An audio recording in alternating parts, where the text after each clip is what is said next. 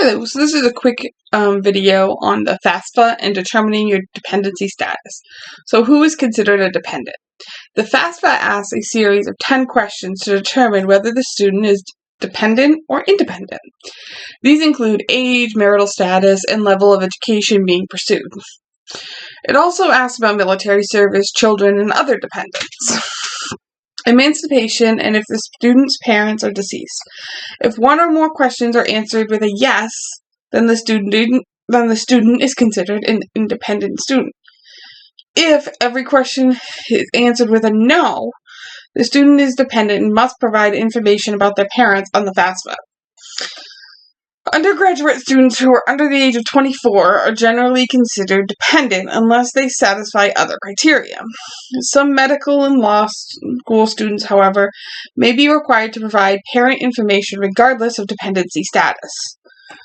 The student's dependency status can affect the amount of types of financial aid available. In most cases, independent students will qualify for more financial aid since their parents' financial information is not taken into account. Many parents are familiar with the IRS rules for claiming a child as a dependent, but the dependency rules for FASFA purposes are different. Parents cannot opt out of claiming their children as a dependent on their tax return to get a larger financial aid package. A student may be considered independent for tax purposes, but not for financial aid.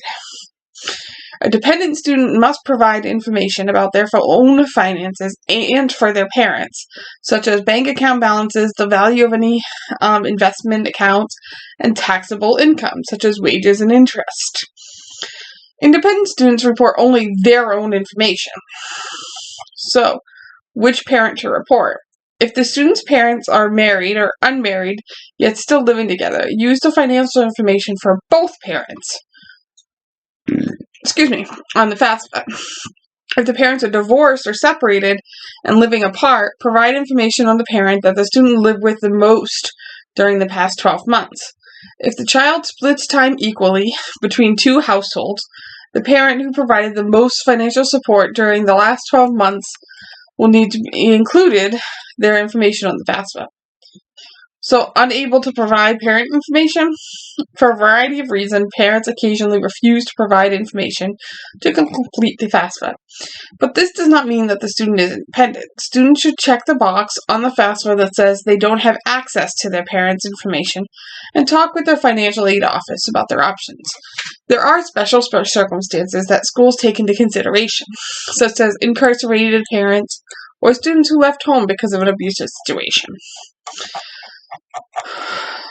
So you can always talk to your school about your dependency status, because like mine, I hadn't lived at home since I was 18. My mom has I've been homeless countless times, but because I had been homeless, a couple times, I was able to get independent status. So that's it for this video. Thank you for watching.